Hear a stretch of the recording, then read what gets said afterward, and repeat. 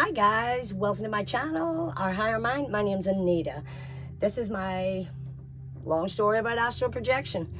So like I said in the short, I was 19 years old and living in Ireland, small town, and I've been experiencing for several months this sleep paralysis, which absolutely terrified me because the only thing I could move was my eyeballs and all I could do was cry. And that would go on until I could come out of it. So I was very, very frightened. If it happened and I was alone, I would go and sleep at my friend's house or go to my mom's, wherever. It just did not make me feel comfortable and I didn't understand it. So one night I'm at my fiance's house. I go to bed early and our house was over 200 years old and the kitchen was built like 150 years later, and it was cold and horrible and we kept the door closed. So one night I go to bed, I had no sleep paralysis. The moment I went to sleep, all I could tell my friends was I had two eyeballs in the corner of the living room, because that's the only way I could describe it. I wasn't there, but I could see everything from that corner of the living room. So I fell asleep. Next thing, I'm in the corner of the living room looking down at my fiance. And I'm like, oh my God, look at this.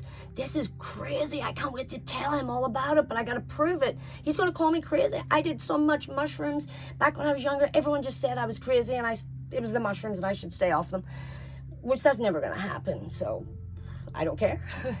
But so I started watching him. I watched him get a drink from the kitchen. I watched him put our very large glass bong onto the fire mantle and almost drop it, and him panic because it was so expensive. And then he changed the channel 3 times and then he kicked back in the recliner. So I watched all this and I'm like, this is amazing. And then out of the corner of my eye, I saw something red. But I looked and there was a small, you say leprechaun. I've never really experienced leprechauns. I mean, you think they're in Ireland? I mean, listen, they'll divert highways if they think there's a leprechaun village or home. I don't know, I haven't seen them.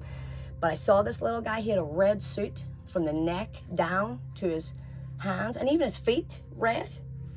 But he did like cartwheels and he moved really, really fast that I could barely see him while he was moving. But when he stopped dead. And the moment he stopped dead, he looked right up at me. At that moment, I knew I could see him and he could see me. And I started to panic and I gasped for air and panicked. And next thing I was sucked back into my body and like slammed onto the bed and I let out a blood-curdling scream. So my fiance gets up and he runs up the stairs, bursts into the bedroom. What's going on? What's going on? And I told him and he said, you had a nightmare. I'm like, no, I did not. And he's like, no, you probably did. I said, no, I didn't. I said, did you just not drop that $200 bong? And he's like, yeah. I said, did you go to the kitchen and get a drink? Yeah. I said, you changed the channel 3 times? Yeah. Then I'm not dreaming. And he goes, holy crap, what was that? And I'm like, I don't know, but there's somebody else here and I don't like him. So I just, at that point, I was like terrified of why, what is it? I do not know. So I still had sleep paralysis after that and I had to deal with it. But many years later, when I moved to America and I was living in Key West, I'm in our apartment and I'm sleeping. I wake at 6 a.m. and I see the sun rising and I said, it's too early to go to work. I go back to sleep. The next thing, I'm about 2 feet off the ocean and I'm going along, gliding along, like on my belly, just flying. It's the most beautiful feeling in the world. It's so peaceful and quiet. I could feel the water hitting my face. I could smell that ocean breeze and it was amazing. And then where it came from, all of a sudden my brain comes up to me and goes, we can't fly. And I sucked back into my body. So I sat bolt upright in bed and I goes, don't you ever speak and come into my dreams or my world ever again. And that was the moment that I said, I'm taking control of this brain. It doesn't have free rein to just run around, controlling whatever it wants. And I started controlling my thoughts. So at that moment, when a thought would come in that wasn't positive, good, and helping me in any way, I had to change it. So I started treating my brain like a computer. If I'd be having a pleasant day and then the thought would come in, you're not good enough, you're not pretty enough, you're not smart enough, I would say, brain, go into the mainframe computer, Control-Alt-Delete, delete that thought. It doesn't serve me. It's not true. And I don't ever want to hear it again. Replace it with the opposite. You're smart, you're beautiful, you're loving, you're caring, you're empathetic, all the good stuff.